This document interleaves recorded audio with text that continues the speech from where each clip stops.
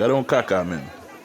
Depuis à parler avec Haïtiens yo de un bail sérieux, yo toujours à parler avant de indépendance 18-4. Haïtiens yo pense révolution finie.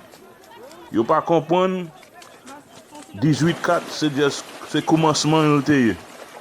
Yo pense révolution finie, yo pas comprendre 18-4 18-3, yo pas connaît ça yo c'est commencement la guerre a été.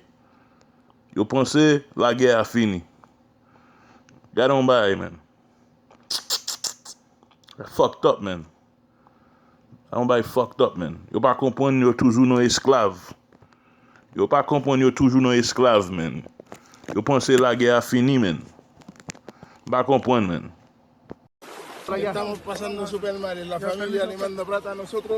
We're having a hard time.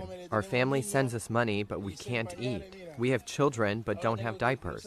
Look, now I have to cross to the Mexican side with wet money to be able to buy things for the child, and we have nothing. We're unable to eat. I need help with everything that's happening to us over there because there are a lot of children, and they're only removing the single parents, and the children are left alone. Just imagine. Gade ki Jean Babylon a traité yo men. Gade ki Jean Babylon a traité yo. Defini yo toujours pensé Babylon c'est zanmi a yo men. Yo toujours a fait deal avec Babylon yo. Yo pas connaît ki moun ki ennemi a yo men. Ça va drôle men. Drapeau a dit la union fait la force.